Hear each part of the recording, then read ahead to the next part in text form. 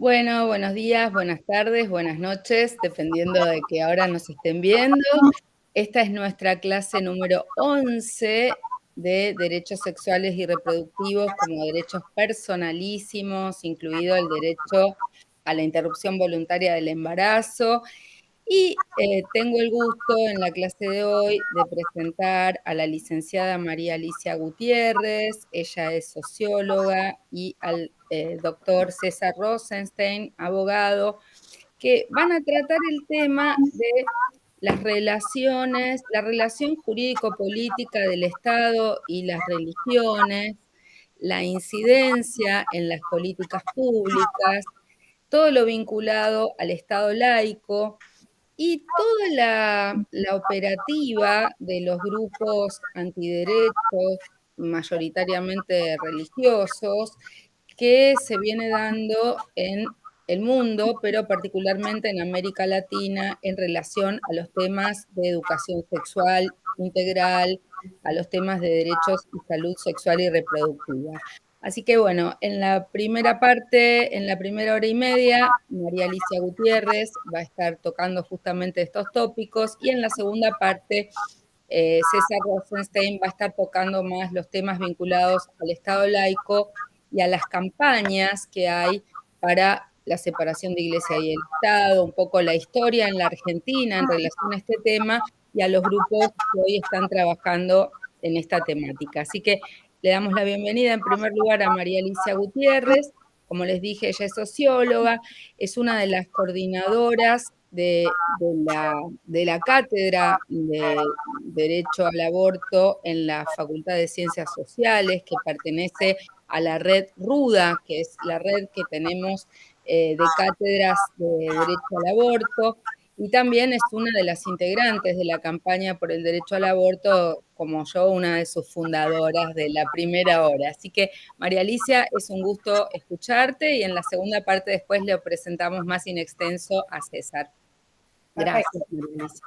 Bueno, no, gracias por la presentación. ¿Qué tal a todos? ¿Cómo les va? Buen día, buenas tardes, buenas noches. Como dijo María José, depende de dónde estén. Bueno, esta clase la hemos estructurado un poco como en dos partes, como bien explicó María José. O sea que mi parte, yo no soy abogada, o sea que las cuestiones jurídicas se las dejo a César, que es un gran especialista en esa cuestión, y yo voy a hacer como un panorama mucho más político, general, de la incidencia global, regional y nacional o local, como quieran decirle, de la aparición pública, aunque no sea la aparición real, de estos grupos que podemos llamar fundamentalistas conservadores. Una primera cuestión que me interesa como aclarar es que hay distintas posiciones frente a esta cuestión y que yo tengo una posición que puede ser muy discutida y que la podemos rever, y es que a mí me gusta llamarlos grupos fundamentalistas conservadores y no grupos antiderechos. Y lo voy a explicar en el transcurso de mi presentación por qué. Sin embargo, sabemos muy bien que hay muchos compañeros que están trabajando en estos temas y plantean antiderechos, y que también sabemos que en términos de la comunicación o en términos de la incidencia pública es un término que tiene mayor pregnancia y que tiene un efecto sumamente importante en relación a poder identificar un poco a estos grupos. Cuando yo digo que hablo de fundamentalismos conservadores, es porque me parece que lo que vamos a ver, vamos a recorrer un poco esa historia, en la actualidad, desde hace ya unos años, es una alianza importante de grupos de distintas iglesias fundamentalistas, sectores fundamentalistas, porque las iglesias no son homogéneas como ninguna gran institución ni como ningún movimiento, con aliados laicos conservadores.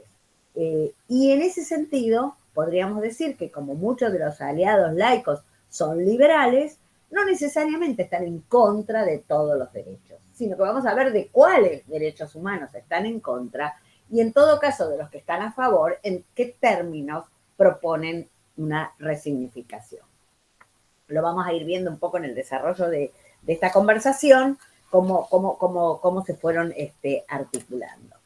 En primer lugar, quiero decir que cuando los vemos aparecer en la escena pública de manera muy contundente en Argentina es, en los últimos años, en el debate por el aborto. Y yo recuerdo un montón de comentarios como, bueno, qué tema, ¿no? Al poner el debate en la escena pública sobre el aborto, la legalización del aborto, dio como lugar a que aparecieran estos grupos. Bueno, yo quiero decir que no aparecieron por el debate del aborto, sino que están hace muchísimos años, que están articulando una estrategia que obviamente la van a poner en evidencia pública frente a avances en los cuales están en total desacuerdo. Entonces, la aparición y el modo en que se despliegan, incluso de manera diferencial en el 2018 en Cámara de Diputados y en Cámara de Senadores, y también en el 2020, va a tener que ver con una percepción, sí, muy clara y muy evidente, sin discusión, una percepción de que había algo ahí que estaba avanzando, algo ahí que estaba puesto en la escena pública, algo ahí de una demanda con enorme apoyo social, que por supuesto tenían que salir a contrarrestar y a decir, no solo como trabajan muchas veces a niveles superestructurales y del aparato del Estado o directamente en territorios, sino ya directamente en la escena pública, en la plaza, tomando las calles, clarísimamente. ¿Quiénes son un poco estos grupos y por qué decimos que la estrategia es global, regional y local? En algunos materiales que ustedes tienen para leer, eso está como bastante más detallado, pero yo quisiera, digamos, hacer como un desarrollo medianamente histórico, conceptual, así muy rápido, por supuesto. Esta región tiene una impronta fuertísima de la presencia de la Iglesia Católica. La conquista, la colonización es el cruce de la cruz y la espada. O sea, no hay ninguna novedad en este criterio expansionista, en este caso de la Iglesia Católica, y no hay ninguna novedad en el proceso de la colonización. De hecho, actualmente, la gran mayoría de las teorías plantean que la posibilidad de desarrollo capitalista en Europa tuvo que ver o está anudada al proceso de colonización, no solo de América Latina, sino también del resto del continente. Entonces, la presencia de la Iglesia, la importancia de la incidencia en las políticas públicas y en las tomas de decisiones tienen que ver en nuestra región prácticamente desde el origen de los estados nacionales. Entonces, no es ninguna novedad. Han aparecido, han incidido, han estado en la escena pública de manera diferente dependiendo los contextos económicos, sociales, políticos, culturales y también la relación de fuerzas en las luchas políticas.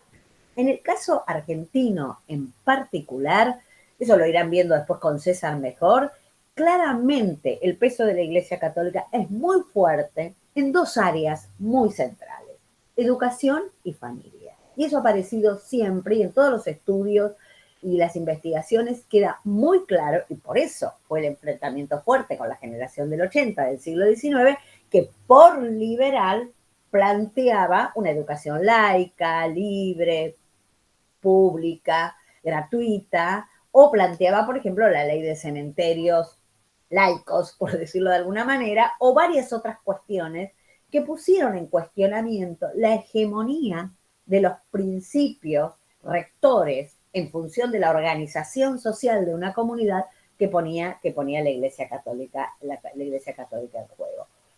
Ha habido momentos en la historia del siglo XX que la Iglesia Católica ha tenido más incidencia, menos incidencia. Con el radicalismo, supuestamente, el primer radicalismo de Irigoyen, la incidencia fue menor, aunque sabemos que Irigoyen también tenía sus relaciones, o sea, muere como monje trapense, o sea, no es que hay una ruptura ahí, pero me parece que el avance fuerte de la Iglesia Católica se va a constituir justamente en la década del 20, desde el gobierno de Torcuato de Alvear, digamos, el ala, podríamos decir, más derecha, o no sé qué nombre ponerlo, del radicalismo, y se va a expresar potentemente en varias acciones y en varios avances, entre ellos la creación de la revista Criterio, y varias cuestiones más, en el golpe militar del 30. Y ahí vemos de nuevo la alianza entre la famosa cruz y la espada. Esa expresión, el presidente Justo, en la conferencia episcopal internacional, la reunión que se hace en Buenos Aires, le ofrece la nación a Cristo Rey. O sea, que más allá de las cuestiones jurídicas, que yo no voy a entrar, de cómo está la Constitución, de si el presidente debería ser de la Iglesia Católica o no, si es la Iglesia oficial, lo que sí sabemos hasta el día de hoy que hay una subvención importante a la Iglesia Católica, no solo en términos de educación, subvención a colegios privados, sino que también a salarios de la planta, digamos, de obispos, sacerdotes y demás. Y es más, hasta no hace tantísimos años, César por ahí me puede corregir, existía algo que yo no recuerdo bien el nombre, pero era la Capitanía Castrense o algo así, que era un obispo castrense que estaba como dentro de las Fuerzas Armadas. Entonces esa relación ha sido muy estrecha siempre en el desarrollo de nuestro país. ¿Qué pasaba entre tanto a nivel global?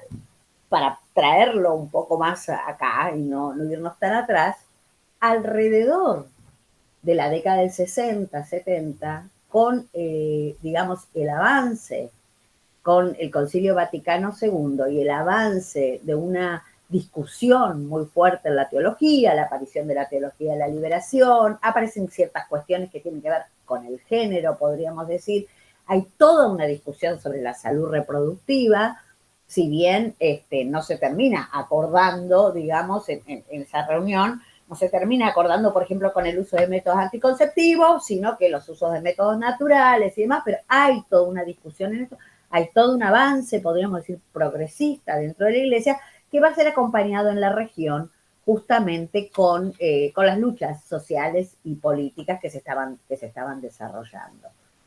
La década del 70, con las luchas políticas, había muchos sectores, por eso digo, las iglesias no son homogéneas, muchos sectores que apoyaban esto que se llamaba la revolución social y todo el camino hacia supuestamente el socialismo y el gran cambio radical del sistema capitalista que se planteaba en esos años, esos sectores también fueron foco de ataque de adentro de la iglesia y de afuera. De afuera con, el golpe militar, las persecuciones, las muertes, las desapariciones, también en muchos sectores de la iglesia católica y de la iglesia protestante, que está en el país también desde el siglo XIX, por lo menos, con distintos grupos y distintos sectores, y esta, podríamos decir, situación, tanto externa como interna en la iglesia, permitió en alianza, por eso se habla de golpe cívico, empresario, militar, de la alianza de sectores de la Iglesia Católica más de derecha con los militares que dieron el golpe, se habla justamente de que la Iglesia aprovechó esta volteada de alguna manera para limpiar estos elementos que distorsionaban a partir de la teología de la liberación lo que ellos llamaron la reconquista de alguna manera de América Latina, que la habían perdido a través de la teología de la cultura. Este proceso se da en los años 80 a nivel global. O sea, el nuevo papado a la muerte de Juan XXIII, profundamente conservador, con la figura de Ratzinger, Joseph Ratzinger por atrás dirigiendo la Comisión de la Fe, que después va a ser el Papa Benedicto, va a llevar adelante, conjuntamente con Ronald Reagan de Estados Unidos y Margaret Thatcher de Inglaterra, este proceso de reestructuración de la lógica capitalista que va a estar acompañado con la caída del muro de Berlín y esta idea de que el mundo pasa a ser todo capitalista desde una posición profundamente neoconservadora y la implementación, sí, en los países, podríamos decir, del norte, del neoliberalismo a los 80, que se va a implementar muy fuerte en los 90 en esta región.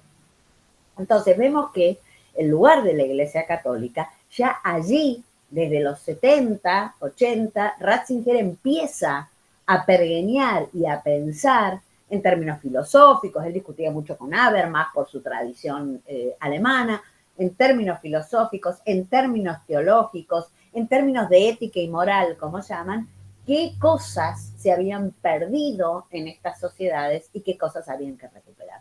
Nuevamente, el lugar de la familia es central.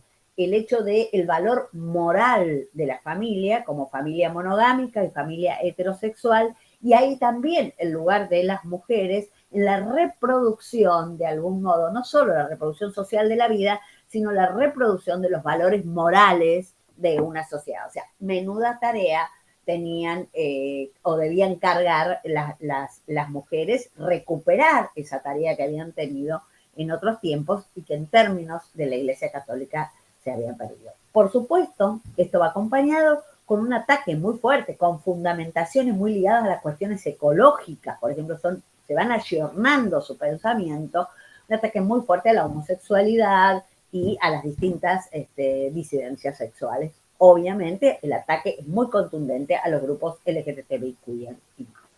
¿Dónde empiezan a explorar estos grupos su incidencia fuerte? Un pie de página. En el resto de América Latina hay un avance también de sectores religiosos, obviamente, de la Iglesia Católica, pero también un avance fuerte de ciertos sectores o de ciertos grupos muy conservadores de las iglesias evangélicas. Las iglesias evangélicas tienen posiciones muy, muy distintas y estos grupos fueron teniendo, que se llaman pentecostales o neopentecostales, en distintos países una gran influencia, sobre todo o inicialmente con una incidencia muy fuerte en los sectores más vulnerables, con un trabajo territorial muy importante a resolver problemas concretos de la vida cotidiana. Digo esto porque no es que viene de arriba una declaración y estos grupos empiezan a tener incidencia y lugar porque caen planeando. No, han hecho un larguísimo trabajo que tiene siglos en la región, muy intensificado de los años 70 en adelante, y han llegado a tener un enorme poder, incluso a tener presidentes, como el caso de Guatemala, en varias regiones del país. En la Argentina, en particular, el peso fuerte y contundente, yo creo que arranca de algún modo con la transición democrática en los 80.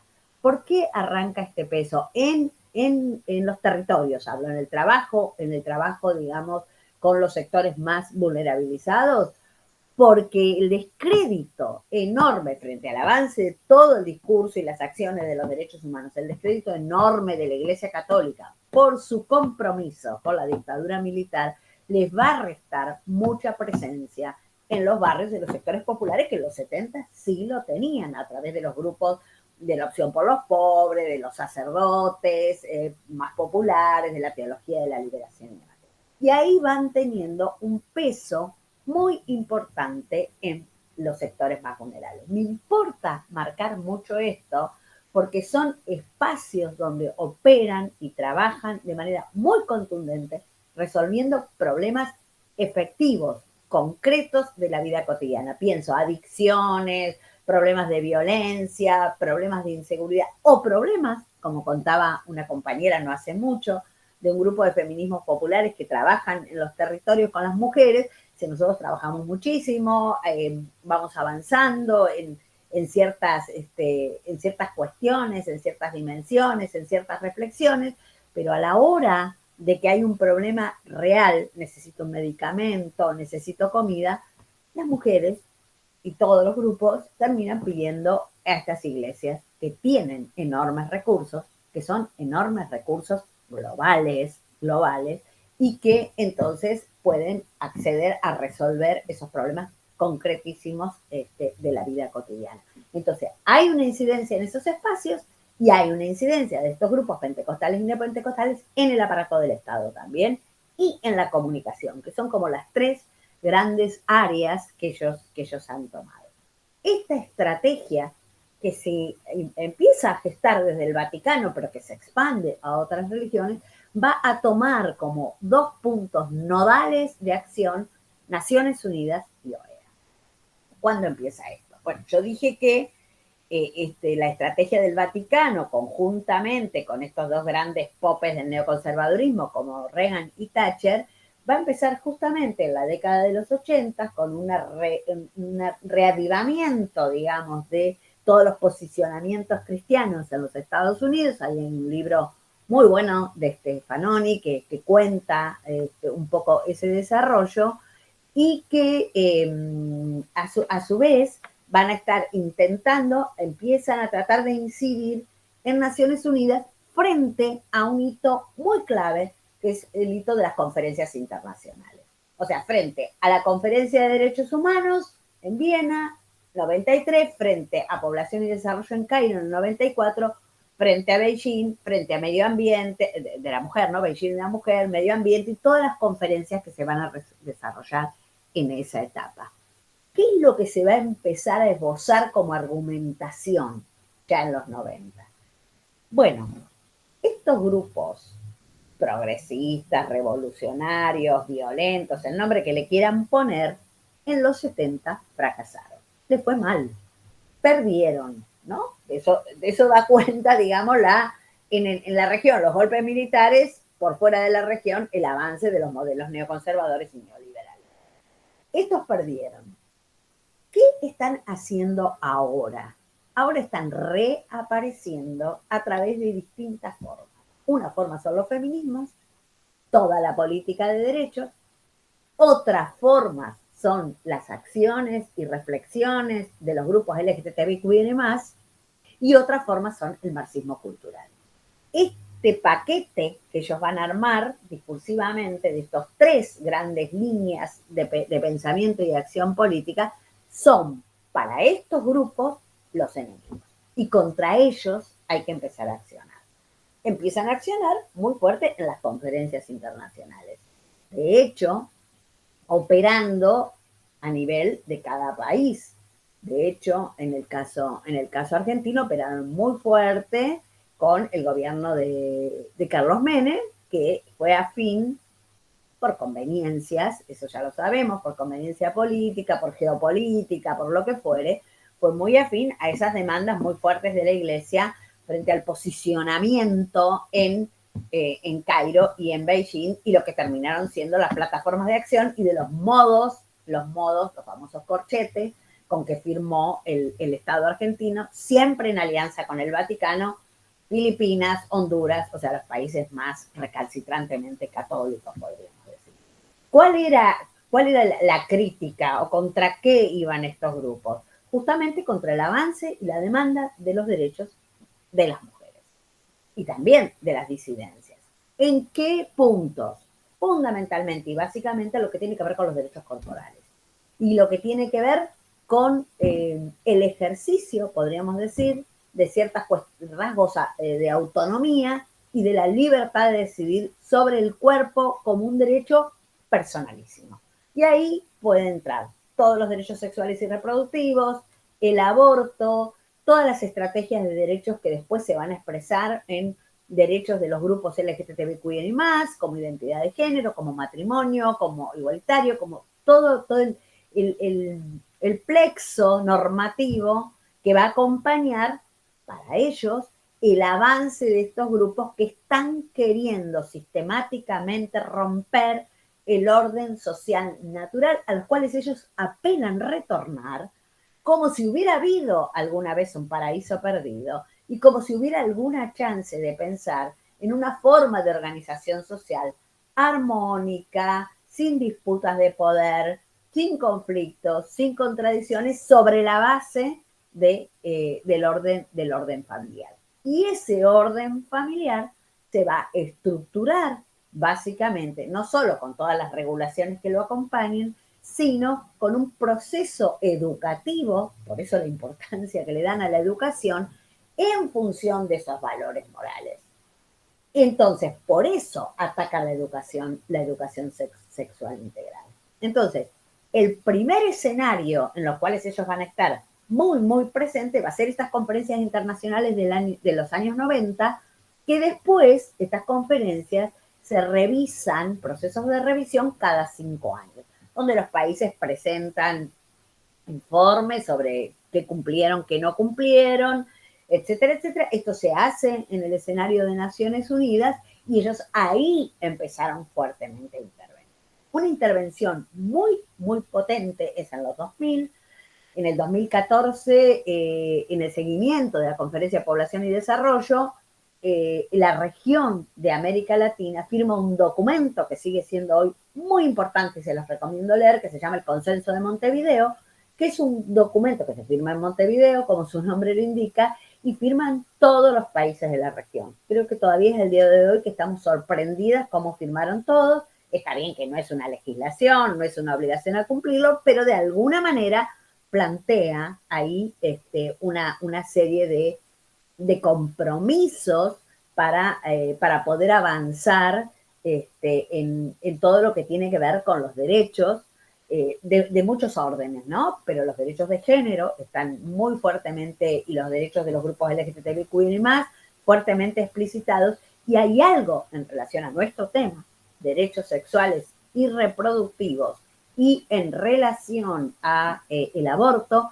que es muy explícito en el Consenso de Montevideo, que dice que todos los países, más o menos así lo dice, todos los países deben tender a superar, digamos, las regulaciones, estoy viendo si lo encuentro, acá lo tengo, todas las regulaciones, todas las regulaciones que tengan que ver con la prohibición del aborto, ¿no? Que por supuesto lo ligan a la salud sexual y reproductiva en términos generales. Es un apartado que se llama Acceso Universal a los Servicios de Salud Sexual y Salud Reproductiva, que el acápite 40 dice: eliminar las causas prevenibles de morbilidad y mortalidad materna, incorporando en el conjunto de prestaciones integrales de los servicios de salud sexual y salud reproductiva medidas para prevenir y evitar el aborto inseguro que incluyan la educación en salud sexual y salud reproductiva, el acceso a métodos anticonceptivos modernos y eficaces, y el asesoramiento y atención integral frente al embarazo no deseado y no aceptado. Y asimismo, la atención integral después del aborto, cuando se requiera, sobre la base de la estrategia de reducción de riesgos y daños. Bueno, esta estrategia fue una estrategia implementada por Uruguay antes de tener su ley en el 2012, que hoy esa estrategia está superada. Pero bueno, es interesante, este documento fue firmado en el 2014 por todos los países de América Latina. Ante esta avanzada, cuando se va a Nueva York a revisar la Conferencia de Población y Desarrollo, que la región lleva el Consenso de Montevideo, el ataque es muy fuerte de los sectores que estaban operando ahí adentro con espacios muy importantes, con voz y voto muchas veces, con un espacio importantísimo que tiene el Vaticano, y se ha escuchado, y ahí viene lo de antiderechos, se ha escuchado de algunos países que no estaban de acuerdo. Me acuerdo una discusión entre poner en el documento final familia o familias, que por supuesto había quienes estaban de acuerdo con familias y quienes familias, justamente en esta recuperación que yo decía de la familia monogámica, heterosexual, más tradicional. Y había países que decían: nosotros no nos vamos a regir por los derechos internacionales o por lo que diga el mundo, nosotros nos regimos clarísimamente por nuestra tradición, nuestra cultura, nuestra historia, nuestra religión, nuestros principios y valores. Entonces, en ese punto es que yo digo que la estrategia es más allá de una estrategia antiderechos, sino que es una estrategia fundamentalista conservadora. ¿Por qué? Porque estos sectores fundamentalistas de las iglesias, varias de ellas, no solo la católica, tienen un peso muy importante en estos organismos internacionales, conjuntamente y en alianza con conservadores laicos. Y eso va a permitir armar un discurso, una argumentación distinta, que ya la vamos a ver. Y lo que están buscando es un nuevo orden social, una nueva lógica del capital que tenga que ver con estos principios neoliberales, recuperando, y neoconservadores, recuperando algunas cosas, digamos, perdidas dentro de estos procesos neoliberales que tienen que ver con el acceso a una multiplicidad de derechos. Estas experiencias en Naciones Unidas, que hay una disputa importantísima de poder y de sentido ahí adentro, y hay una lucha para lograr que estos sectores no ganen la posibilidad de dar de baja, entre comillas, o cuestionar profundamente los derechos humanos. Esto también se expresa en la OEA. En la OEA los ataques son muy grandes sobre todo frente a los grupos LGTBIQ y más, y en este momento, dentro de unos días, en noviembre, es la Asamblea General y se está justamente planteando desde las distintas coordinaciones, las coordinaciones sobre derechos sexuales y reproductivos o sobre LGTBIQ y más, los distintos temas de las comisiones que hay, una persistente intervención de los grupos que están a favor de los derechos, justamente por el peso enorme que tienen, no vamos a entrar en ese juego, que tienen estos grupos. ¿Dónde operan a nivel global, básicamente, o cómo se organizan básicamente a nivel global? Hay dos grupos, podríamos decir, poblacionales que para ellos son muy claves. Un grupo son los jóvenes y otro grupo son las personas de tercera edad. Para ello, organizan reuniones en toda América Latina, organizan estrategias de articulación, organizan formación de liderazgos, organizan muchas acciones también en el escenario de Naciones Unidas o de OEA. Uno podría decir, bueno, que funcionen en el mundo global, que se organicen como quieran y como puedan, está todo bien. El tema es que eso tiene impacto después en las políticas públicas en América Latina y tiene impacto en nuestro país. Voy a mencionar dos situaciones que me parecen que pueden mostrar esto que quiero decir. Un caso es el Frente Joven. El Frente Joven, que está en la Argentina y que está en varios países de América Latina, tiene dos grandes funciones. Una función es la formación de liderazgos. O sea, el Frente Joven está todo el tiempo armando cursos, talleres, todo lo que se puedan imaginar, presencial en su momento, durante la pandemia de manera virtual, como todo el mundo, de formación de líderes jóvenes. Algo vimos en el debate de la pandemia de estas jóvenes o estos jóvenes. Y una segunda línea de trabajo que tienen es trabajar en territorio. En pandemia trabajaron muchísimo en territorios específicos para resolver, como dije antes, problemas específicos de la vida cotidiana de la gente. Están ahí, están en el territorio, no están solo en la formación de liderazgo, sino la combinación de las dos cuestiones con una estrategia comunicacional muy adecuada. Y este trabajo en territorio, por ejemplo, como un ejemplo, les permitió operar en el municipio de San Miguel y lograr que el municipio de San Miguel se nombre como municipio Provida y que el hospital de San Miguel tenga consejerías, como tiene que tener, que se llaman las consejerías Guadalupe, que son las consejerías que la manejan estos grupos y que por lo tanto toda persona gestante o toda mujer que viene a pedir, aunque sea una consulta frente a una duda sobre si continuar o no un embarazo, ya sabemos hacia dónde la direccionan. Es un municipio que no hay posibilidad de acceso a IVE, por más que tiene una ley que lo obliga. No hay manera. Entonces ahí vemos un impacto directo de esta forma de organización que viene desde las Naciones Unidas o del orden global, cómo baja a nivel regional, que los organiza regionalmente, cómo baja a nivel local. En el caso de los grupos de tercera edad, hubo una gran reunión en Naciones Unidas, ya ni me acuerdo cuándo, creo que fue el 2015 o el 2016, donde, bueno, se decidieron una serie de estrategias para ese grupo, como un grupo clave y muy importante a atender y acompañar. Y, por ejemplo, no casualmente, el PAMI en esos años toma una decisión política que supone el retiro de los subsidios o los apoyos a las personas de apoyo de personas de tercera edad o con problemas. ¿Qué quiere decir esto? Que lo que va a formular el PAMI es, bueno, esta política pública es como responsabilidad de las familias. Las familias deben cuidar a las personas de tercera edad o las discapacidades, que por supuesto decir eso es decir las mujeres, eso ya lo sabemos. Ahora, si las familias no pueden, porque las mujeres trabajan, porque son constituciones familiares que no hay alguien que se pueda hacer cargo de ese cuidado, para eso está el mercado. Entonces hay que salir a contratarlo y a pagarlo, pero no está el Estado. Bueno, este ejemplo, como la incidencia en el lenguaje, eso por ahí lo puede contar mejor César, en las leyes, es muy fuerte y tiene esta bajada de lo global a lo regional, a lo local.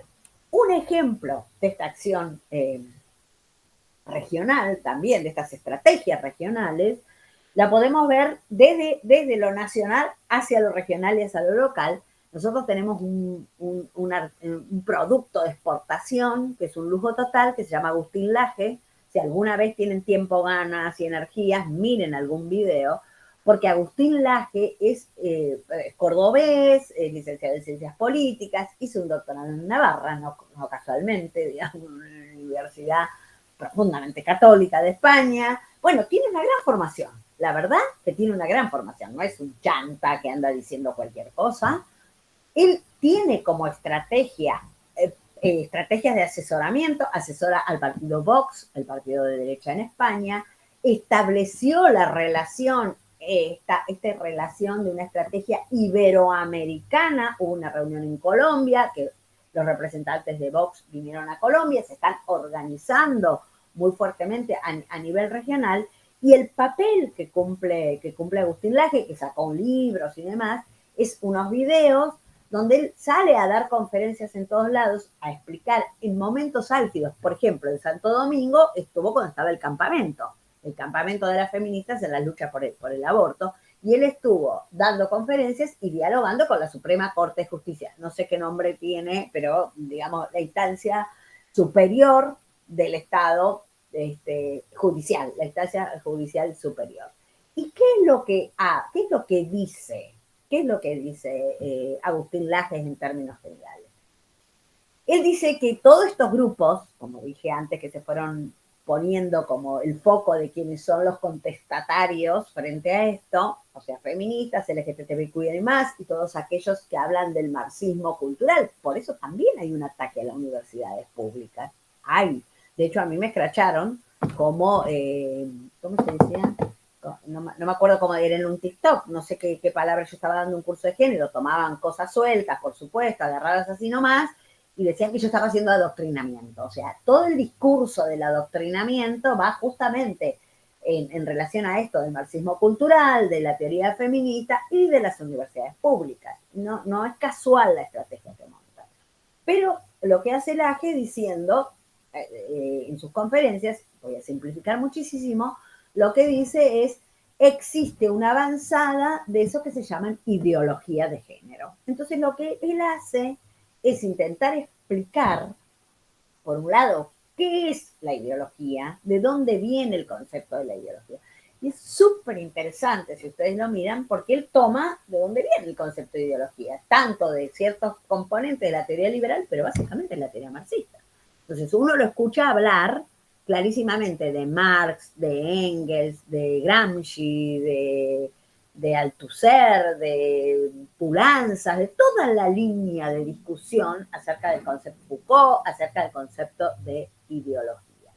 Y en otra línea, los powers son muy gráficos, concepto de ciencia, que él va desarrollando lo que es la ciencia hasta llegar al ADN. Y ahora vamos a ver cómo han hecho un cambio, porque el giro genético, como se dice, les ha permitido meter una dimensión de la ciencia muy fuerte. Entonces, ¿qué es la ciencia? Entonces, ven, dice, esto es ideología, acá está el feminismo, esto es la ciencia. Todo esto que están hablando, todos estos derechos que están pidiendo, eso es pura ideología, no es ciencia. Eso es lo que machaca todo el tiempo, y lo machaca de una manera bien hecha. Bien hecha. ¿Qué quiero decir? Hay que conocer bastante esos autores, o hay que conocer bastante ese desarrollo lógico que lleva para uno decir, no es así, ¿no? Como en el debate del aborto planteó Kornblith, ¿no? En su momento. Entonces, no es así, pero parece que sí.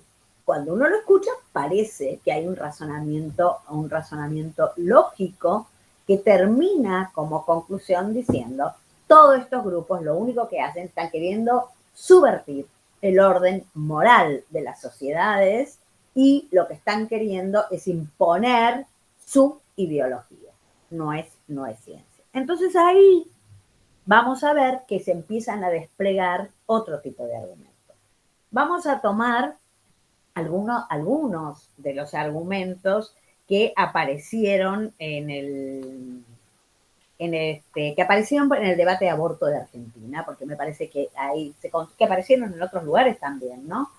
Yo quiero decir que la incidencia es tan fuerte y es tan fuerte que trasciende estos espacios de derecho, que, bueno, son los grupos que de alguna manera apoyaron a Bolsonaro en Brasil. O sea, hay una estrategia política, hay una estrategia comunicacional. De hecho, Rousseau tuvo que negociar antes del impeachment con ellos y, bueno, ahí hay muchas críticas que les permitió entrar a negociaciones económicas que fueron tomando parte del poder legislativo, presentándose a elecciones, o sea, que tienen, en el caso de Brasil, muy copado la hegemonía de la comunicación. O sea, quiero decir, son estrategias políticas mucho más integrales y no que están en contra del aborto, en contra de la educación sexual integral, en contra de la anticoncepción, en contra de derechos de grupos LGTBIQ y demás, que no sería poca cosa, pero es mucho más la estrategia. En Costa Rica compitieron por la presidencia y el pastor que competía por una iglesia evangélica no ganó por nada, por mínimos puntos. O sea que el país clarísimamente estaba dividido, clarísimamente. O el proceso de paz en Colombia. El proceso de paz en Colombia, que tuvo, bueno, todos los avatares que todos conocemos, un largo proceso, un montón de complicaciones, y eso, el tema de género que estaba dentro de las propuestas y los planteos fue el punto de ataque fuertísimo de los grupos de derecha y de todos estos grupos conservadores. Entonces, o, digamos, por ejemplo, el caso, digo por incidencia en políticas públicas o en política en general, o el caso de Con mis hijos no te metas, que arranca en España con el famoso colectivo que andaba paseando por todos lados, y cuando en Lima es un foco muy fuerte de esto con mis hijos no te metas, que era la estrategia en contra de la educación sexual integral, llega hasta la destitución de una ministra. O sea, la acción llega a la destitución de la ministra de Educación y al borramiento de toda esta estrategia de avances en educación sexual integral que ese ministerio estaba gestionando como política pública para la educación.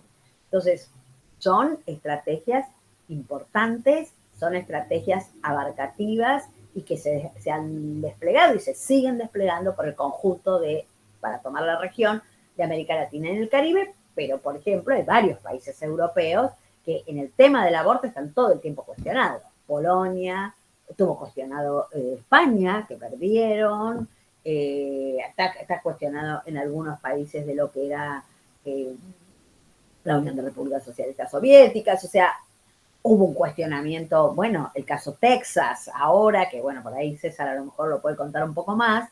Entonces me parece que las luchas contra estos grupos tienen varias estrategias, pero una estrategia es justamente rediscutir la separación Iglesia-Estado. Clarísimamente, eso para América Latina me parece que es una condición necesaria, más allá de que uno después pueda discutir otras cuestiones, porque en general hay todo un lío ahí con respecto a que la separación de la Iglesia-Estado o el laicismo sería como un modelo pasado ya de moda, que fue unas demandas de otro momento, que está claro que las sociedades no son laicas, que están las creencias, pero me parece que hay que hacer una distinción entre el aparato del Estado y lo que son las creencias de la gente. O sea, las creencias de la gente nadie tiene nada que decir y son absolutamente libres. Otra cosa son las intromisiones de las instituciones religiosas en la toma de decisiones en los estados y sobre todo, no solo en la toma de decisiones, sino en la cantidad enorme de subsidios que logran de parte del Estado para tener su funcionamiento. Eso es otra discusión política muy importante, porque está claro que en muchos países de América Latina todo lo que son las políticas sociales de combate a la pobreza o del nombre que le quieran poner, en general, están otorgadas a iglesias, a que las ejecuten iglesias. Tan es así que en nuestro país, en La Matanza, se creó en la gestión anterior de ¿cómo es Magaño? Nunca me acuerdo del apellido, bien, se creó la Secretaría de Culto y que se puso a la cabeza en el municipio a un pastor. Bueno, eso, digamos, eso es una intromisión en la estructura del Estado y eso es una de las cuestiones que se plantean con el tema de la separación de Iglesia y Estado, que parece clave y que esas separaciones permitirían que un Estado como el Vaticano, que está siendo sentado en Naciones Unidas, que aunque no tiene voto, tiene un peso enorme, su voz, etcétera, etcétera. Y eso no va en contra de las creencias de la gente. Entonces, en el debate del 2018, vamos a tomarlo como un ejemplo paradigmático, cuáles son como los argumentos fuertes que ahí reaparecen. El primer argumento potente es, digo el 2018 porque fue el momento de mayor debate, ¿no? Por las audiencias públicas. En el 2020 aparecen las mismas cosas, pero ya mucho más desdibujado, también por la cuestión de la pandemia, bueno, lo que fue. En el 2018 tuvieron un peso importante. Y el primer punto fuerte de la discusión es el origen de la vida, que por supuesto ese es un tema que los grupos conservadores, religiosos o no, lo van a traer arriba de la mesa, tema que estuvo en la reforma constitucional del 94, el poner el origen de la vida desde la concepción.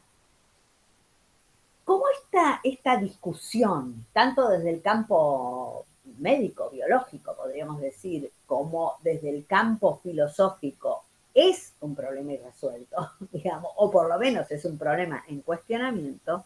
Ellos organizan una discusión en los últimos años muy interesante de lo que Morán Faunde llama este giro genético, que les va a venir muy bien para su argumentación, digamos, todo lo que tiene que ver con el ADN y todo lo que tiene que ver con las investigaciones científicas alrededor del ADN, que pareciera, yo no conozco el tema realmente, pero pareciera ser que en el ADN está inscripto, digamos, la potencia de lo que sería una persona. Ese es el argumento más fuerte que están sosteniendo últimamente y por eso ellos dicen que no tienen argumentos religiosos. No es el origen de la vida porque Dios lo dijo, porque las Sagradas Escrituras lo dicen, sino porque la ciencia lo dice, que ahí está, que ahí ya hay vida. En potencia, pero hay vida. Por lo tanto, el impedir el desarrollo de esa vida se inscribiría en una acción, un asesinato o lo que fuera. Y el otro punto de discusión fuerte que van a desarrollar va a ser lo del estatus moral del feto. Y ahí, y quizás César puede contarles mejor, ahí hay toda una discusión de lo que podríamos llamar, y que seguro ustedes como estudiantes de Derecho lo conocen mejor que yo, colisión de derechos. O sea, habría una mujer o una persona gestante que tiene derechos, pero habría un feto, en la medida en que tiene toda la potencialidad de la vida, que también tiene derechos. Cosa que está muy discutida, porque por algo los fetos, digamos, o los abortos naturales, esos fetos no se inscriben, no se hace un proceso no se entierran, nada. Vieron que ellos salieron a pedir eso, que se inscribieran, a enterrarlos, o sea, darle una entidad de persona que por lo menos hasta ahora no aparece tan fuerte. Después de estos argumentos ya morales, filosóficos, del feto como persona con una integridad de derechos y del origen de la vida, van a aparecer algunas cuestiones más jurídicas, ¿no?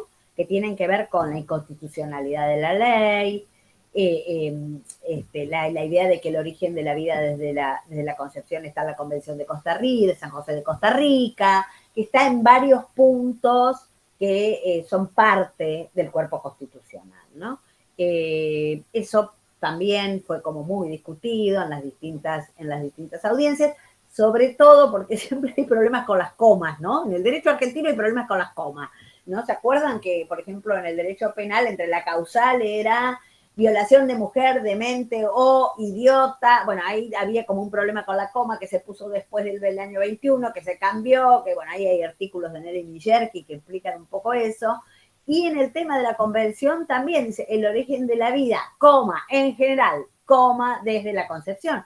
Eso, según dicen juristas y gente entendida, fue puesta así justamente por las realidades tan diferenciales que había en la región, o sea, en América Latina y el Caribe. Pero ese también fue un punto de debate que trajeron. O sea, que vean, origen de la vida, concepción científica, estatuto moral del feto, concepción filosófica, cuestiones jurídicas, concepciones legales o del campo del derecho, argumentos psicológicos. Hablaron y centraron muchísimo en el síndrome posaborto. Y ahí tuvieron que salir a explicar los compañeros psicólogos, psicoanalistas y demás, que ese síndrome posaborto o preaborto tenía que ver con la clandestinidad. Intentar explicar por qué tenía que ver con la clandestinidad sin negar la instancia conflictiva de la toma de decisión. O sea, el tomar una decisión en la vida es siempre conflictivo cuando es entre como dos visiones o dos decisiones que se contraponen y que son de algún modo contradictorias. O sea, no es distinta a cualquier decisión de la vida. Nadie está negando esa situación conflictiva, podríamos decir, o bueno, o angustiante, o lo que fuera. Lo que provoca una situación muy difícil y traumática era la ilegalidad. Y ellos traían ejemplos todo el tiempo de lo postraumático, o sea, un otro argumento del orden de psicológico, de tomar a la ciencia de la psicología para explicar. Y finalmente, otro de los argumentos fuertes fueron justamente los argumentos sociales. Y esto me pareció que fue muy interesante porque fue retornar a debates antiguos que tenían que ver con las políticas de población. Ya en los años 70, desde los años 60, desde las políticas de desarrollo, hubo toda una discusión sobre las políticas pronatalistas, sí o no. O sea, ¿qué quiero decir? Estos debates sobre los derechos sexuales y reproductivos y el aborto se inscriben en políticas de población, porque en realidad se inscriben en una conceptualización mucho más amplia que es la reproducción social de la vida. Entonces, las políticas de fecundación son políticas públicas, ¿no es cierto? Son las políticas de población, como las políticas respecto de migración, con las políticas respecto de refugiados, o sea, es todo un paquete de reproducción social de la vida, como piensa cada país esa situación real. Entonces, esta discusión de políticas pronatalistas o no es una vieja discusión. Ellos lo van a retomar como estrategias de políticas de población pronatalista que entronca muy fuertemente con otras ideas fuertes o ideas fuerzas, que es la idea de nación, cómo se define la nación, la cuestión de xenofobia, estrategias antimigratorias, la cuestión racista, o sea, es un paquete interseccional muy fuerte tener políticas pronatalistas o que no lo sean, ¿no?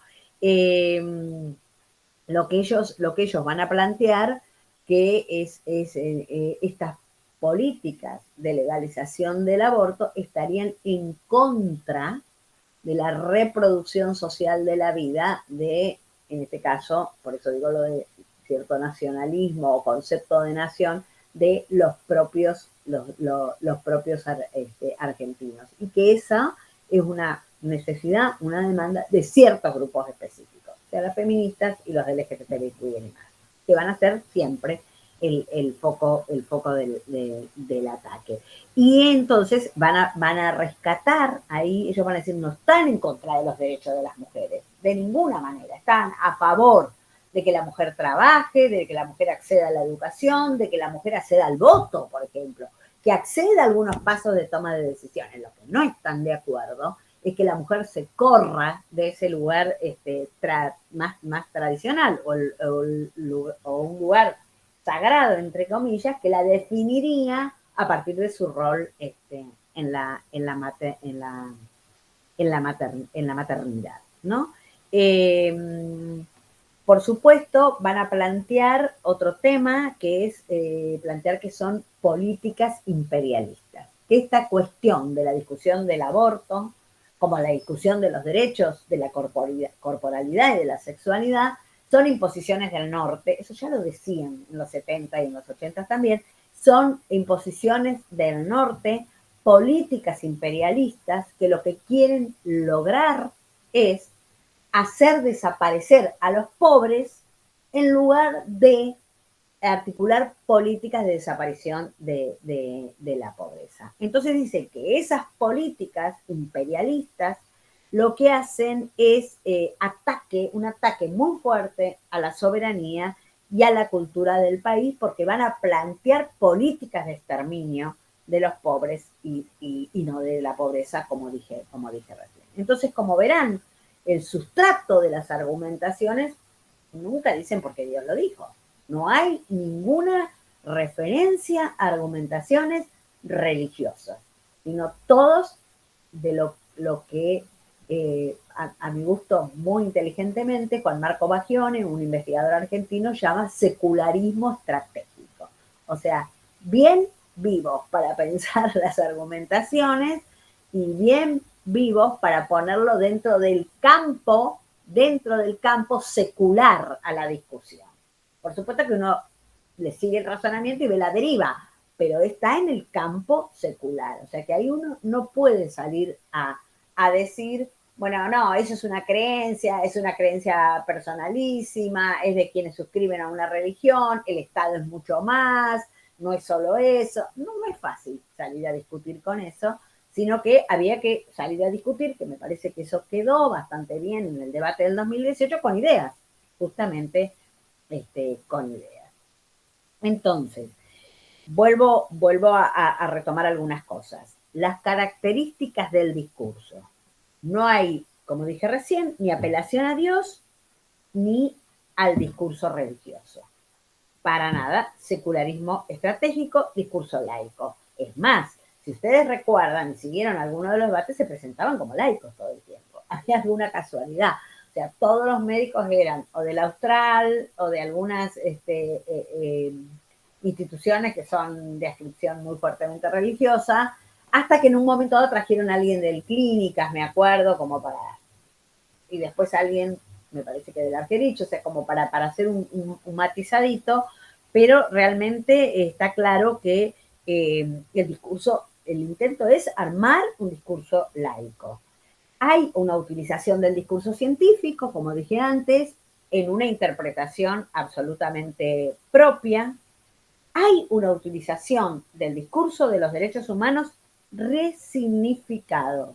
Y esto me parece muy importante, porque los derechos humanos que están resignificando o que no quieren que existan son en general todos, pero básicamente no pueden voltear todo el plexo jurídico de los derechos humanos, pero básicamente todo lo que tiene que ver con la corporalidad, con la toma de decisiones, con la autonomía de los sujetos y con la libertad de decidir. Y también, digamos, hay una utilización del discurso jurídico muy amañado a los propios intereses.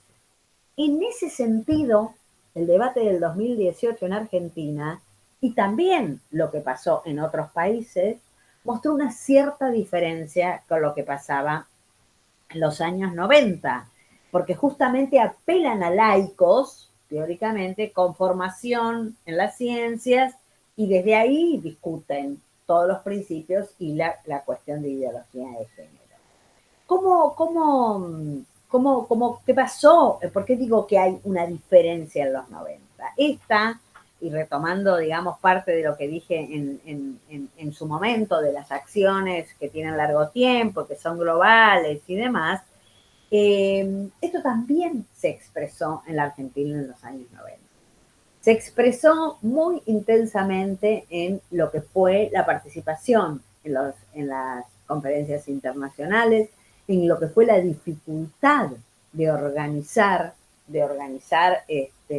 desde las organizaciones sociales feministas una participación. No se pudo participar en la delegación oficial, no se pudo participar en nada, lo cual no quiere decir que no se presionó fuertemente, porque el foco estaba puesto justamente, me acuerdo, para Beijing iba una persona que era de La Pampa, Selmira Regasoli, que había sido senador y que tenía un cargo, María José se debe acordar mejor, pero tenía un cargo en Cancillería, un personaje, digamos, que las declaraciones que hacía respecto a la revalorización de la maternidad, del que como lugar natural por el esencialismo biológico de las mujeres, bueno, era realmente, realmente muy brutal. La vuelta, en el año 86 se hace la conferencia de la mujer en Nairobi. La vuelta de Nairobi, de varias compañeras que estuvieron allí, fue y bueno, y la transición democrática y la existencia de la subsecretaría de la mujer y demás, permitieron pensar en algunas formas de articulación que fueron los encuentros nacionales de mujeres. Los encuentros nacionales de mujeres surgen en el 86, hasta hoy se siguen haciendo, excepto en el 2020, y este año que se hicieron regionales por razones de la pandemia. Se espera que el año que viene se retome con cambio de nombre, o por lo menos toda una discusión alrededor del cambio de nombre, pero los encuentros nacionales de mujeres fueron un espacio de disputa de estos sentidos de los cuales estamos hablando. O sea, los encuentros nacionales de mujeres, que ustedes saben que son autónomos, los organizan los movimientos de mujeres, etcétera, etcétera, se organizan en talleres. Costó bastante armar los talleres respecto de aborto, no fue de entrada, pero sí había talleres de derechos sexuales y reproductivos donde la discusión era brutal, brutal, una discusión muy fuerte con sectores de la Iglesia Católica que eran de mujeres, que eran llevadas al encuentro. Entonces ahí ya se fueron gestando, incluso hubo momentos en los 90 que ni siquiera nos llamábamos feministas, porque era como un pecado absoluto que ni las propias mujeres que participaban de los encuentros, que fue siempre muy interseccional y muy interclasista, intergeneracional y demás, pero estas mujeres venían imbuidas de toda una ideología católica y a eso apelaban en la discursividad. No había, por eso digo, hubo un giro discursivo en los 2000, que no había ese giro discursivo. De hecho, cuando volvemos de Beijing y se plantea la discusión de la ley de salud sexual y reproductiva, que se arma un grupete de diputadas de distintos partidos, algo parecido a lo que pasó en el 2018 en diputados, no tan amplio, pero sí con mucho apoyo del movimiento de mujeres. La discusión respecto de la ley de salud sexual y reproductiva fue una discusión feroz, la discusión, el Estado estaba representado por el ministro Barra en ese momento, pero fue una discusión muy fuerte y muy centrada en argumentos más cercanos a los argumentos religiosos que a este otro tipo de argumentos que yo estoy planteando. Entonces, me parece que lo que se fue armando, porque en ese momento hubo mucha incidencia de la Iglesia Católica. Yo me acuerdo de las movilizaciones, María José se debe acordar muy bien, por supuesto, que salían a la calle con los famosos escarpines, que nos gritaban de todo, aborteras, asesinas, como realmente fue muy difícil, y el proceso fue igual. Ganamos en diputados y nunca se debatió en senadores. Y salió en el año 2002, en un acuerdo medio con la Iglesia, medio entre gallos y medianoche, una ley de salud sexual y reproductiva, que es uno de los emblemas que después va a tomar la campaña. O sea, la campaña por el aborto, por eso el ataque de estos grupos es multidimensional, es educación sexual para decidir, anticonceptivos para no abortar, aborto legal para no morir. O sea, es la educación sexual como un lugar central, importantísimo, desde las escuelas maternales hasta, que es la discusión que estamos teniendo ahora, en la universidad, que no está dentro de la ley, pero se está pensando en qué formas se puede implementar y se puede accionar con esa cuestión dentro del esquema universitario. Entonces, en los 90 el discurso era más religioso, con menos fundamentaciones, con menos argumentaciones.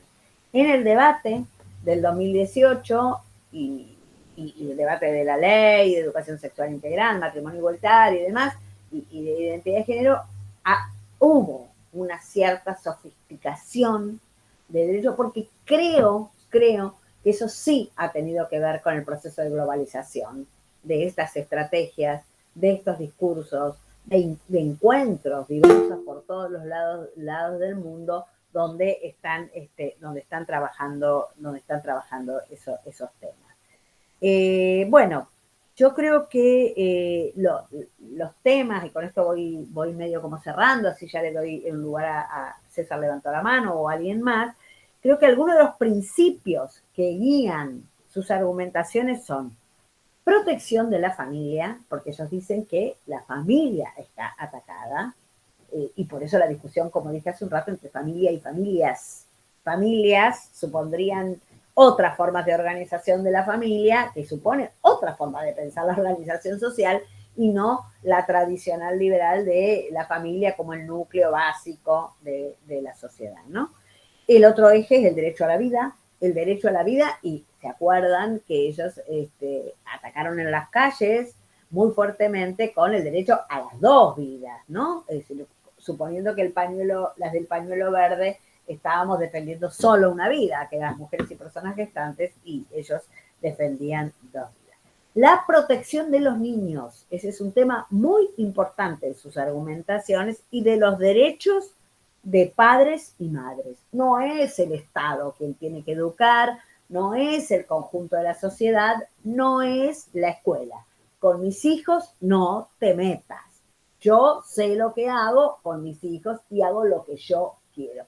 Disparate atómico, porque en todo caso se puede discutir la estrategia de educación sexual integral en las escuelas, pero no se discute cómo se enseña historia, no se discute cómo se enseña matemática, no se discuten otras cuestiones. Entonces, aquí la discusión de fondo es otra, no es que el Estado se está metiendo en mi derecho personalísimo, sino que no hay ningún interés en que se dé educación sexual integral. Y si se da, porque algunas escuelas religiosas lo tienen que dar, bueno, los contenidos ya sabemos en qué línea van, ¿no?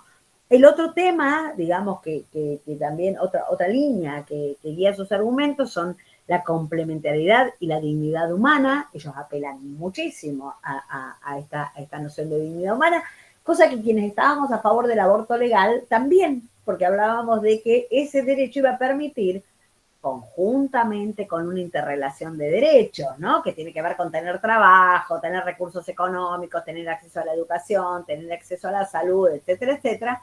Ese derecho iba a permitir lograr una vida digna, o más digna, o una vida digna de ser vivida para el conjunto de la ciudadanía, no solo para mujeres y personas gestantes. El otro argumento entonces es soberanía nacional y antiimperialismo, son muy muy interesantes, porque en otras líneas están con el libre mercado, pero en esta línea muy mercado internista, podríamos decirlo, parafraseando a la economía, y muy nacionalistas, muy nacionalistas, por supuesto. El otro tema son la defensa de los derechos culturales y los valores tradicionales, que eso es muy importante, que no puede venir nadie de afuera a borrarlos y ponerlos en cuestionamientos. Y otro tema, que ahí yo creo que, y con esto voy cerrando, que César lo va a tomar muy fuertemente, el otro tema es libertad religiosa, justamente, que apelan muchísimo a eso. Así que bueno, yo con esto más o menos daría como por terminada mi presentación, y quedan, creo, como unos 15 minutos para que haya comentarios, preguntas, lo que quieran. Creo que César tiene levantada la mano, no sé, María José, si hay... No, buenísimo. Acá yo tenía algunas preguntas vinculadas a si el archivo de la despenalización en El Salvador, que transcurrió en estos días, si tiene que ver con estos grupos religiosos, a la composición parlamentaria de Brasil, si saben más sobre estos grupos religiosos en la composición parlamentaria de Brasil y su incidencia en la sanción de leyes, si tiene que ver con Bolsonaro o es un fenómeno independientemente de esto, que hay otros grupos vinculados. Estas serían las preguntas más importantes de acá, de lo que yo puedo ver, y no sé si César quiere hablar algo antes y después contesta María Alicia. Y no sé si hay más preguntas, si pueden anotar por el chat los que están acá.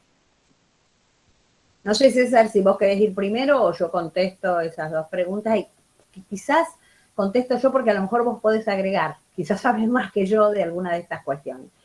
El Salvador, bueno, El Salvador es el gobierno, y hay absolutamente una política y una estrategia en contra de los derechos de género, de los derechos corporales, todos ellos, en contra del aborto, muy centrada en el aborto. Las organizaciones feministas y de mujeres en El Salvador en realidad están siendo muy perseguidas, están teniendo problemas graves, muy graves en el ejercicio de su activismo y su militancia, y El Salvador tiene mujeres presas por muchísimos años, donde hay una enorme dificultad de lograr sacarlas no solo de su condición de presa, sino en los procesos judiciales. Por eso digo, a lo mejor César ahí puede contar un poco. El caso de Brasil. El caso de Brasil es bastante particular por la dimensión del país, por lo enorme que es el país. Probablemente si alguno de los que están aquí presentes ha viajado a Brasil alguna vez, desde hace años, muchos años, yo puedo decir 25 años por lo menos, que yo ya lo vi, la enorme proliferación del sincretismo religioso. ¿Qué quiero decir? Tiene, depende de las regiones, una gran tradición Brasil de sus propias religiones afrodescendientes, por supuesto.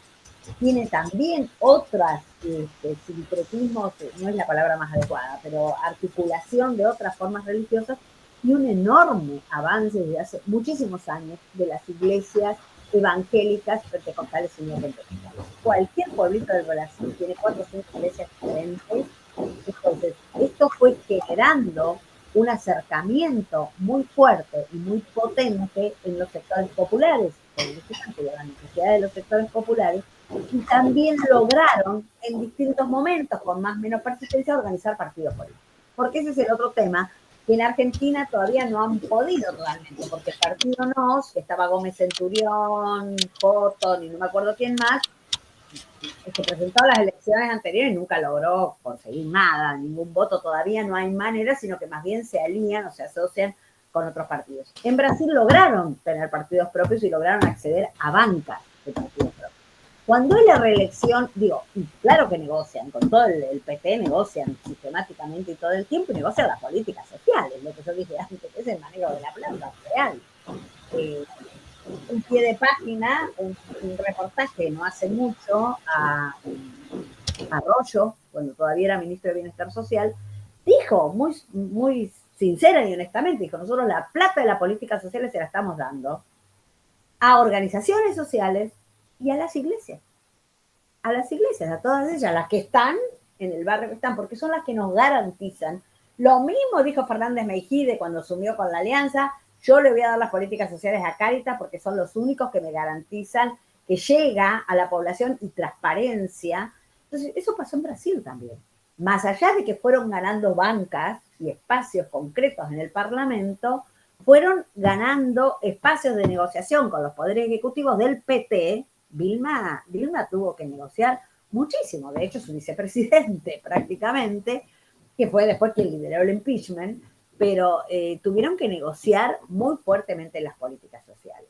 Por otro lado, ese espacio de tanta ascendencia a nivel social también hicieron que hubiera inversiones muy fuertes de estas iglesias en Brasil para ir cooptando lo que era el sistema de comunicación de Brasil. Y de hecho, tienen una estrategia comunicacional dentro de las estrategias hegemónicas de comunicación. Así que bueno, eso, no sé, avanti César, vos.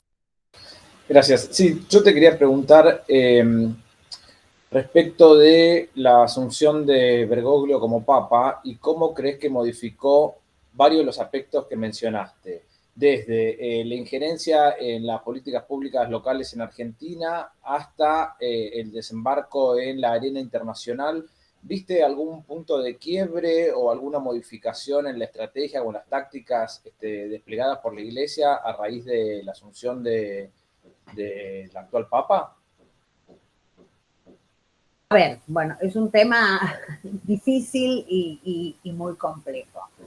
Para nosotros, el Papa Francisco es Bergoglio. O sea, nosotros sabemos muy bien cómo se movía en la Argentina, cuáles eran sus estrategias, sabemos su ascendencia política, sabemos su relación con el peronismo y quizás su relación con el peronismo más clásica, ¿no? Podría decir, en el sentido de que la Iglesia Católica, por lo menos en mi visión, ¿por qué en el siglo XX se preocupó tanto por educación y familia? Más allá de que fueran estos grandes temas los que eran a nivel global como una gran preocupación del Vaticano. Porque me parece que en el caso de Argentina lograban articular la doctrina social de la Iglesia en el campo de la economía con el peronismo, ¿no? La Iglesia siempre fue muy antiliberal, podríamos decir, en términos clásicos, digo, y sí más bien en términos económicos de la línea más, si se quiere, de la economía peronista, ¿no? La economía social y demás. Esa línea en relación al ataque neoliberal, digamos, a estar en contra de los modelos neoliberales que Bergoglio ahora expresa muy fuertemente a nivel global desde su lugar, no va en contradicción en la formulación de la Iglesia hoy del ataque al avance de los derechos, como yo dije antes, que tienen que ver con la corporalidad, con la sexualidad y demás.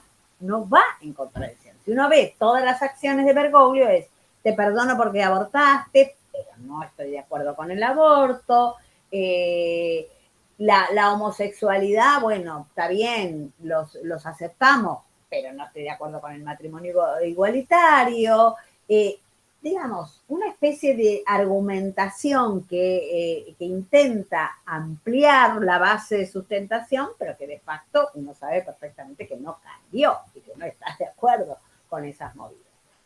Sí me parece que el papado cambia un poco la correlación de cuestiones, este papá, porque va a sustituir a un papá de extrema derecha. Entonces, colocarse en el centro, digamos, y colocarse en Europa frente al gravísimo problema de los ajustes estructurales, de la crisis económica después de la subprime en el 2008, colocarse en el centro del problema de la migración y los refugiados, ¿no? Como desde un sentido básico humanitario, me parece que le da una trascendencia que incluso muchos colegas europeos dicen, pero es una maravilla, lo aplaudo, papá, y uno tiene que salir a contar, sí, pero.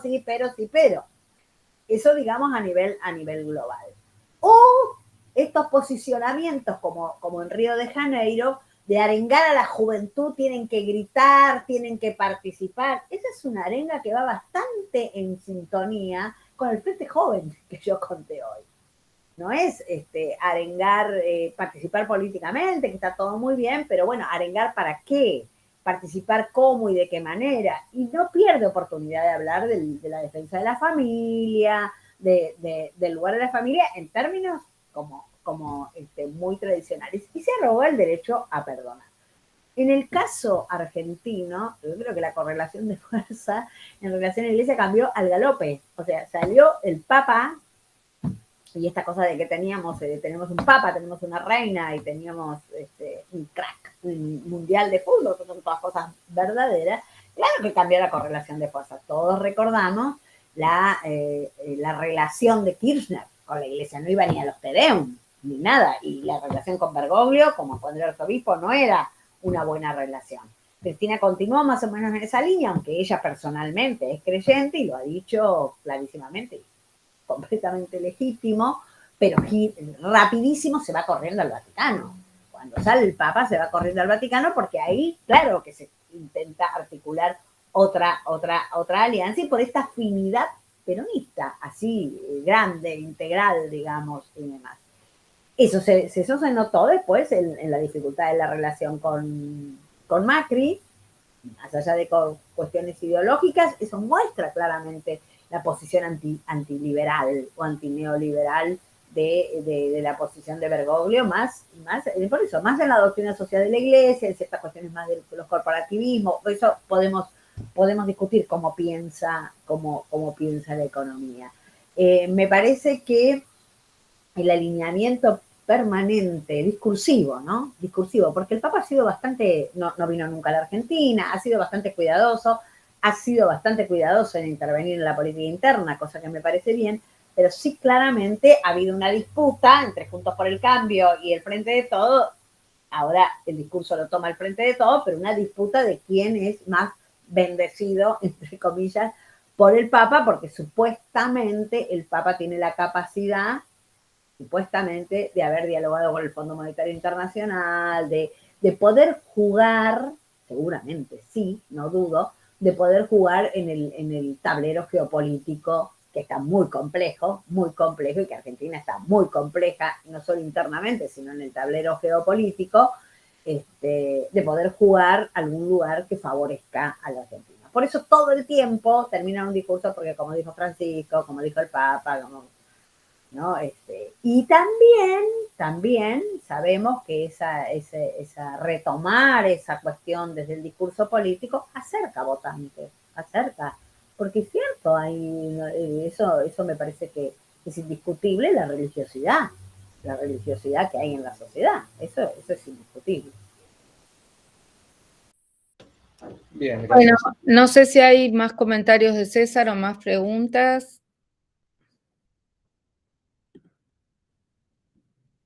No sé, César, si te interrumpí, si querías decir algo. No, gracias. Bueno, yo no tengo más preguntas en el chat y tampoco en el YouTube, así que agradecemos muchísimo a la licenciada María Alicia Gutiérrez. No sé si querés decir algo más, María Alicia. Sí, bueno, yo quiero saludar, voy a entrar y me voy a quedar, por supuesto. ¿Recomendar algo de bibliografía o alguna cosa en particular? Eso es lo que iba a decir, me voy a quedar a escuchar a César, no sé si puedo toda la clase, pero voy a entrar después del intervalo un ratito, pero bueno, que quedó para quien le interese el tema, me parece que lo primero, que seguramente no lo han podido hacer, porque nadie lo puede hacer, es la bibliografía que yo sugerí, que la lean, que vean, porque ahí esos textos que son cortos, que no son textos muy, muy largos, tienen otro tipo de referencias, ¿no? Tanto de trabajos de América Latina como de trabajo de Argentina. Pero bueno, estoy acá a través tuyo, María José, al servicio de lo que necesiten y de lo que quieran, encantadísimo. Y muchísimas gracias por la escucha. Muchísimas gracias. Así que... Bueno, muchas gracias. Hacemos un cortecito de 1 minuto. ¿Alguna alumna quiere hablar? ¿Alguien está hablando? No escucho muy bien. ¿Anaí estaban hablando? No sé. Ah, ok. ¿Hacemos un pequeño corte o querés? ¿Hay algún celular? ¿Hay algo abierto? No El sé. de la profesora. Ah, ok.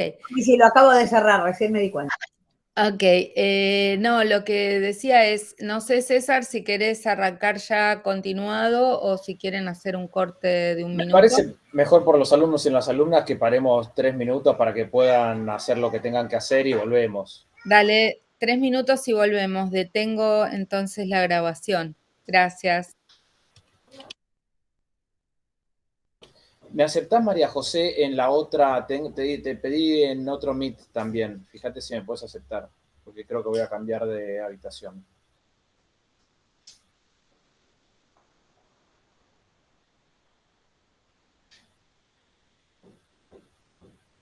A ver, entonces, de mientras voy.